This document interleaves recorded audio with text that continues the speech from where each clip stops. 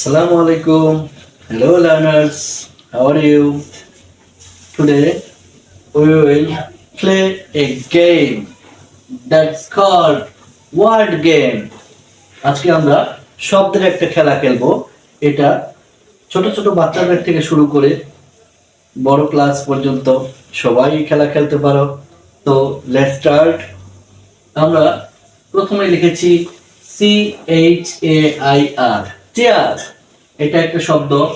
এখান থেকে আমরা যদি একটা ওয়ার্ড মুছে দেই তাহলে এটা কি হলো? হেয়ার। আমরা আরো একটা অক্ষর মুছে দেব, তাহলে এটা কি হলো?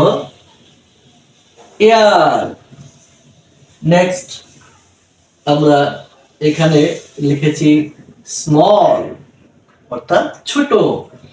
এখান থেকে আমরা যদি এই অক্ষরটা মুছে দেই তাহলে আমাদের আসে মল, তার মানে শপিং মল, দোকান।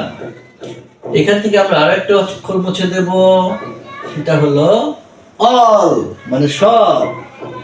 আমরা এখানে লিখেছি স্টেবল, STABLE, স্টেবল, তার মানে কি? স্থির। আমরা এখান থেকে যদি এই অক্ষরটা মুছে দেই তাহলে আমাদের হচ্ছে টেবল, তার মানে আমরা যে টেবিলে বসে পড়াশোনা করি সেই টেবল। আমরা এটাও মুছে দিলাম।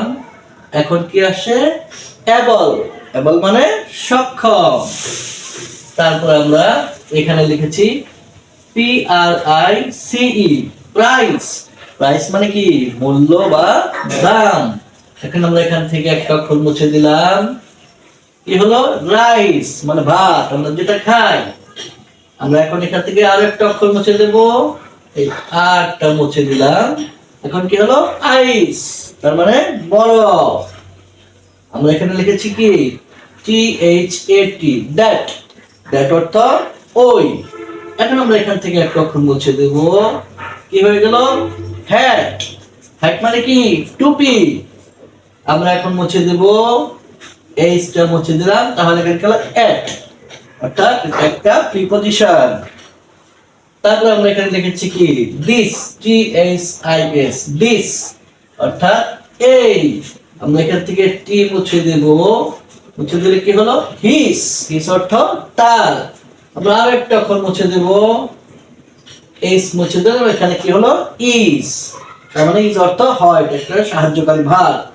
এইভাবে আমরা ওয়ার্ড গেম খেলতে পারি বাচ্চাদের সাথে, বড়দের সাথে, সবার সাথে।